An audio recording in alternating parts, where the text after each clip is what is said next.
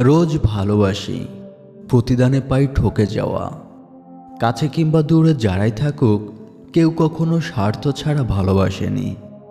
অথচ এই আমি সংসার, সমাজ, আত্মীয়, বন্ধুবান্ধব কাউকে কখনো স্বার্থের জন্য ভালোবাসেনি।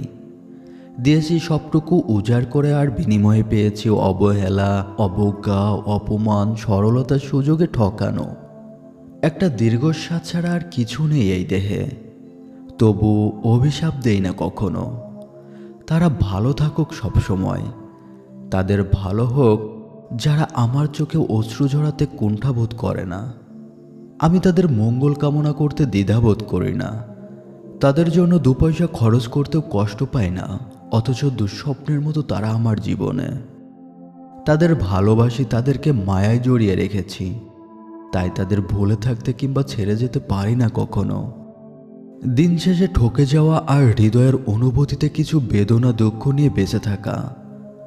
ভোর শেষে নতুন সূর্য, আর হয়তো আজ ভালো থাকবো এই ভেবেই অপেক্ষা করি। কত গল্প আর কবিতার জন্ম হয় এই অবহেলার কারণে। কত শত অভিমান জমে পাহাড়ের মতো। কত জীবন শেষ হয় বুঝে ওঠার আগে, তবুও অবহেলার মৃত্যু হয় না। তাদের নতুন নতুন গল্পের জন্ম হয়, আর মায়া চলতেই থাকে স্রোতের মতো। চমৎকারভাবে ঠকে যায় প্রতিনিয়ত। তারপরেও ভাবি আমি জিতে গেছি আমার নিজের কাছে, বিবেকের কাছে। রোজ ভালোবাসি আর ঠকে যায়।